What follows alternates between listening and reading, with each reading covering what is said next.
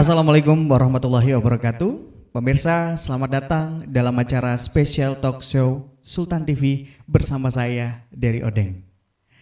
Pemirsa, 1 tahun sudah kepemimpinan Wali Kota dan Wakil Wali Kota Budi Agis menakodai Kota Serang. Banyak sekali janji-janji yang sudah ditebar dan tentu saja masyarakat sudah terlanjur menggantungkan harapan mereka pada kepemimpinan duet yang ciamik ini. Tapi sebenarnya bagaimanakah realita yang terjadi di lapangan? Apakah sudah sesuai dengan keinginan dan harapan masyarakat? Atau justru ini hanya menjadi pencitraan dan janji politik saja?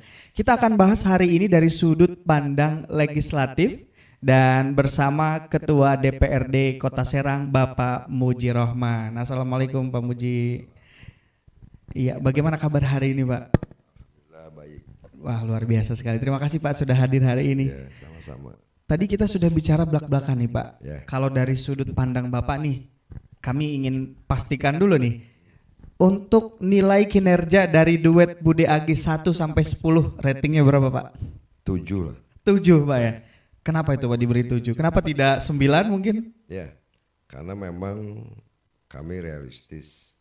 Kami berikan angka 7 ini karena memang ini sangat sudah luar biasa. Karena beliau ini hitungan saya baru 11 bulan ya. Jadi belum genap 1 tahun ya gitu kan. Ya berapa hari lagi lah, Ya. 1 tahun. Artinya memang sudah banyak terobosannya. Baik. Apalagi kalau memang itu sampai 4 tahun.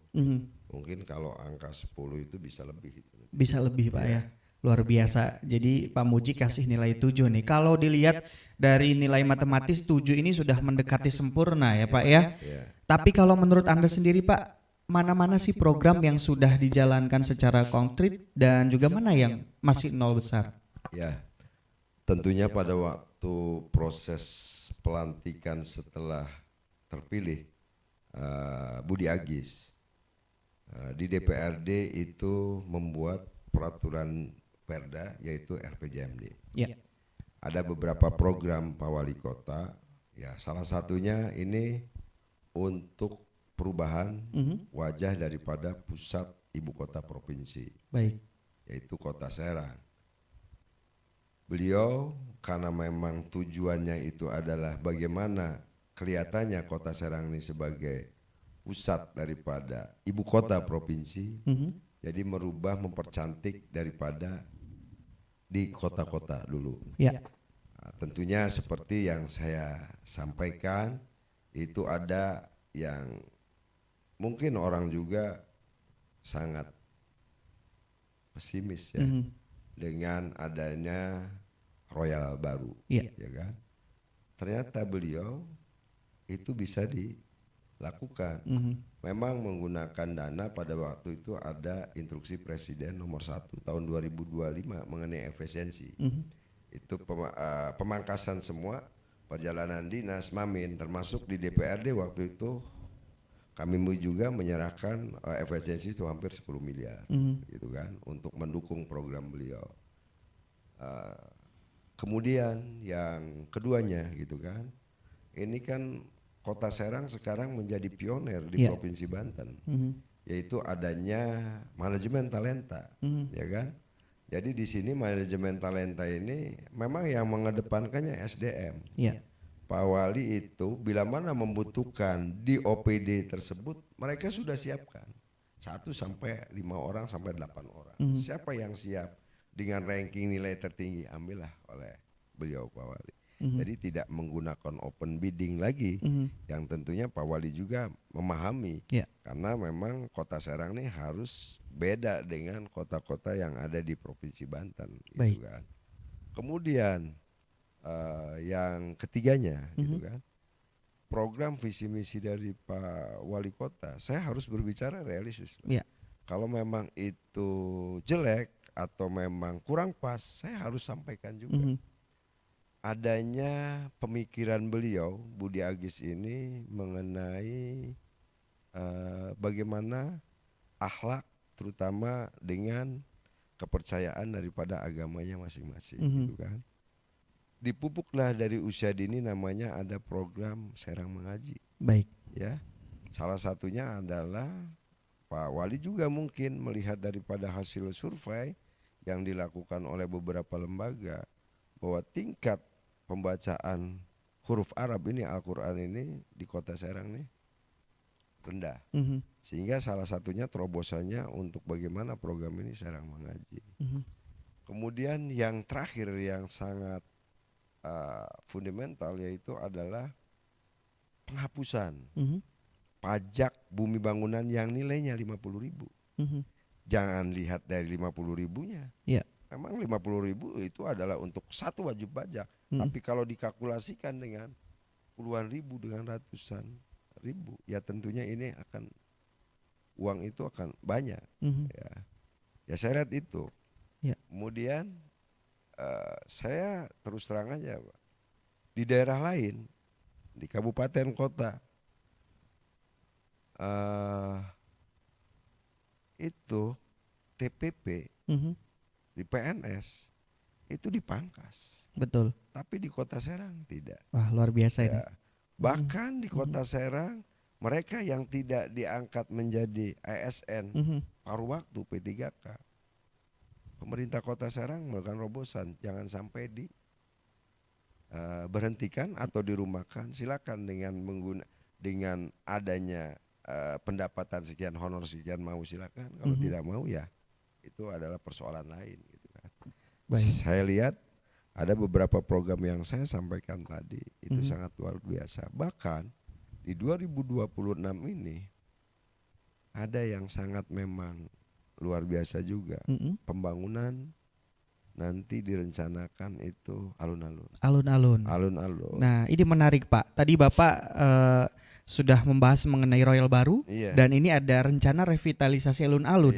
Kira-kira ini tuh sebenarnya sudah menyentuh dasar ke masyarakat atau hanya pencitraan aja nih Pak? Ya, terima kasih Pak. Kalau pencitraan tuh biasanya itu hanya sebenarnya ya. Tapi ini bagaimana kami sebut pencitraan? Wong dibangun kayak Royal Baru, dia bangun, dia tata, kemudian dia evaluasi. Apa yang ini evaluasinya? Tentunya beliau ini studi banding, utus beberapa OPD untuk studi banding, misalkan di Jogja, misalkan di Bandung, itu ada evaluasi. Kalau seremonial mah tidak ada evaluasi biasanya Pak, begitu itu tinggalkan. Ya betul. Kemarin tuh Pak itu sempat viral juga Pak, Royal Baru ternyata pada saat musim penghujan itu banjir Pak. Drainasenya memang mungkin belum sempurna.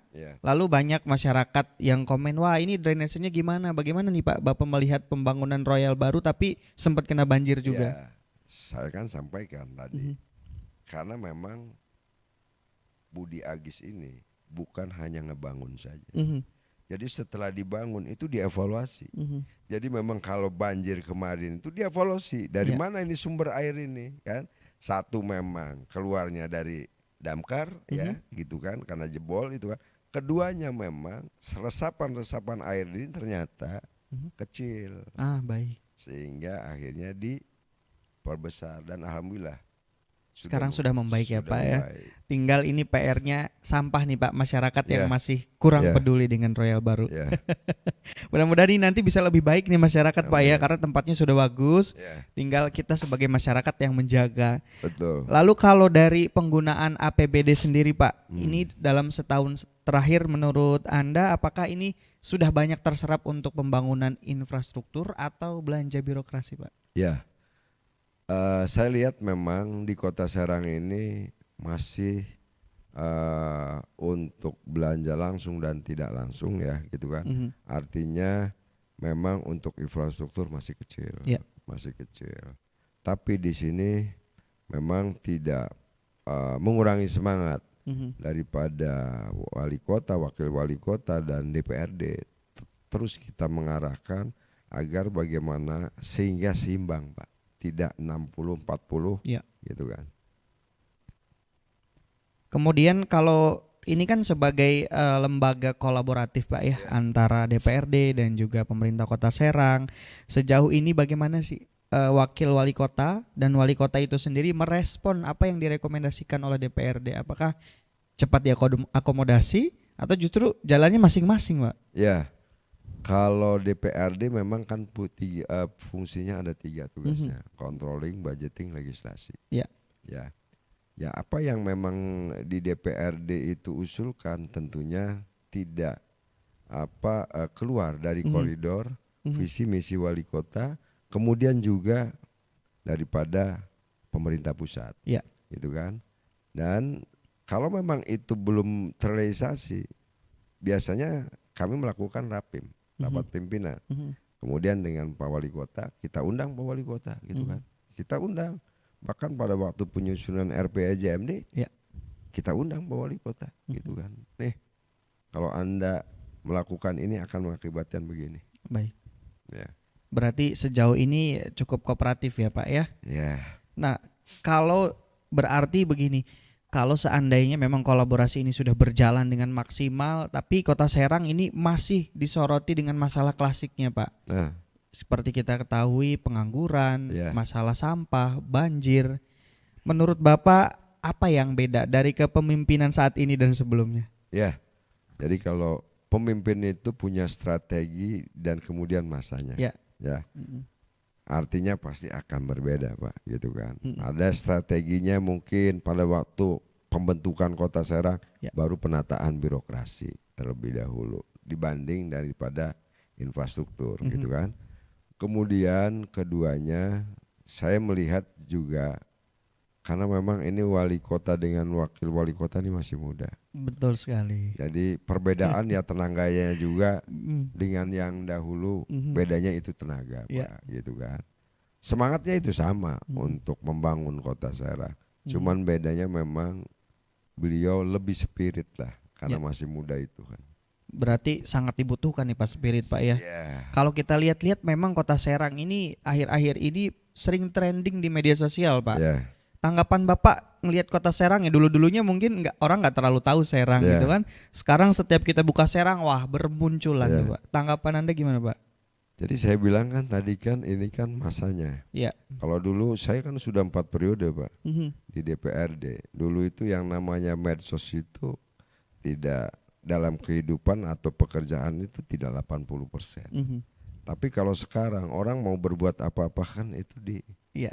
di upload lah, ditayangkan, dan itu bagian daripada sosialisasi juga, gitu kan. Dan saya kira ya sekarang cuman ini ada perbedaan Pak. Iya. Saya lihat ini, saya sebutkan tadi Budi Agis ini, kalau saya bisa bicara realistis, ini merajai Pak Baik. dalam hal menginformasikan, dalam hal program di medsos itu. Artinya bagus juga karena masyarakat itu sekarang dari mulai usia SMP ya, gitu kan, bahkan SD sampai dengan orang tua, medsos itu ya memang itu adalah makanan sehari-hari, gitu kan. Jadi saya kira bagus juga daripada dipasang spanduk baliho, Ya. akhirnya menjadi kumuh. Lebih baik memang dimulai di medsos tersebut. Ternyata lebih efisien Pak ya. Lebih efisien. Ya. Berbicara soal efisien nih Pak, ini sampai sekarang Pak Pasarau belum menemukan titik temu nih ya antara pemerintah dan kesepakatan dengan para pedagangnya. Ya. Beberapa waktu lalu masih saja ada aksi protes nih Pak. Ya. Pernah nggak sih Pak Anda sebagai ketua DPRD mungkin menyampaikan masukan atau kritikan kepada pemerintah terkait penertiban? Ya, kalau saya kan melihat ada beberapa, memang sama 2 kali ya kami kedatangan pedagang Pasarau. Ya. Satu adalah keinginan daripada Pak Wali Kota dengan Wakil Wali Kota itu membangun Pasarau dengan menggunakan dana pinjaman. Tapi karena memang ada faktor-faktor X yang tidak bisa dilakukan, gitu kan, sehinggalah dibatalkan oleh Pak Wali Kota. Baik. Untuk pinjaman itu. Kemudian saya sudah ngasih solusinya. Kalau untuk saat ini memang pedagang itu merasa was-was, karena pedagang itu kan ada 2, ada yang memang terakomodir, artinya memang ada dia memang anggotanya di Pasarau, ada memang pengurusnya ke anggotanya, ada memang yang memang pedagang yang stimulan, Baik. yang karena memang faktor musiman, gitu kan. Ya mereka menginginkan dengan faktor musiman, dengan faktor yang memang sudah legalitas sehari-hari terjadi di situ, ya ada perbedaan. Artinya kalau memang mau nanti penataan pembangunan itu dulu tuh diselesaikan dulu. Betul. Nama-namanya. Jangan sampai pedagang ini menggunakan namanya si A tapi nantinya yang dagangnya si B. Gitu kan. Akhirnya kios atau toko disewakan. Ini kan bahaya, Pak. Baik. Iya. Jadi yang punyanya siapa ternyata yang ngisinya beda, Pak. Iya, beda. Jadi permasalahannya seperti itu sejauh Iya. ini, Pak. Iya. Baik, luar biasa. Jadi memang ini super kompleks ya, Pak ya. Iya. Tapi bagaimana Pak respon dari wali kota dan wakil wali kota saat DPRD ini memberikan aspirasi masyarakat? Ya, Kak, beliau dalam hal ini memang sudah melakukan koordinasi, terutama ada Kasatgas, ada Perindakop untuk melalui sosialisasi kepada pedagang-pedagang dan kemudian mencatat pedagang yang memang betul-betul. Jadi jangan sampai begitu beliau ini mereka ini diberikan apa untuk ruko sewa atau apa bentuknya apa ya, mereka akhirnya diperjualbelikan sewanya ini gitu kan. Dan sehingga akhirnya masyarakat yang terbebani. Baik. Yang harusnya dari pemerintah Kota Serang misalkan 1 bulan 600 itu bisa 2 kali lipat akhirnya. Iya. Gitu, kasihan juga masyarakat. Betul sekali. Nah kalau kita lihat Pak, kepemerintahan Budi Agis ini hampir tidak ada kritik ya, hampir. Iya. Tapi beberapa hal mungkin masyarakat juga kritis karena mungkin peduli dengan kondisi Kota Serang. Menurut Anda Pak, di tahun kedua ini bagaimana seharusnya Budi Agis memimpin supaya kepercayaan publik ini semakin meningkat? Iya. Kalau menurut saya kritis di DPR juga kritis, Pak. Jadi jangan sampai ibarat nanti kayak longsor. Baik. Tidak ada aba-aba breg aja gitu kan. Dan itu membahayakan juga. Artinya itu kritik yang dilakukan oleh DPRD dan masyarakat itu adalah bentuk tanggung jawab dan bentuk rasa memiliki di Kota Serang juga dan mencintai daripada wali kota dengan wakil wali kota. Supaya kepemimpinan beliau ada yang memang hal yang memang sangat positif sebelum dengan pemimpin-pemimpin yang lainnya. Gitu. Baik, jadi yang penting jangan anti kritik ya Pak ya. Janganlah. Dan saya rasa memang beliau berdua ini tidak anti kritik. Ya buktinya banyak sekali yang sering menyampaikan komentar melalui media sosial direspon dengan baik ya Pak ya. Kemudian apa Pak yang ingin disampaikan khususnya untuk kepemimpinan Budi Agis dan juga masyarakat Kota Serang? Silakan, Pak. Terima kasih Yang. Tadi saya mendengar bahwa ucapan bahwa mengenai hal klasik yang di Kota Serang ini pengangguran. Ya. Sekarang ada terobosan. Memang itu pada waktu pemimpin sebelumnya namanya RPJMD ada, namanya RT/RW Pak. RT/RW itu adalah perda itu ada disebut juga kawasan industri. Salah satunya kawasan industri adalah di Kota Serang itu adalah Sabaluhur di Kecamatan Kesemen dengan salah satu kelurahan di Walantaka. Mau nggak mau ini masyarakat harus siap. Karena sekarang kami lihat di Sabaluhur sudah mulai penataan untuk pembangunan sebagai dasar industri.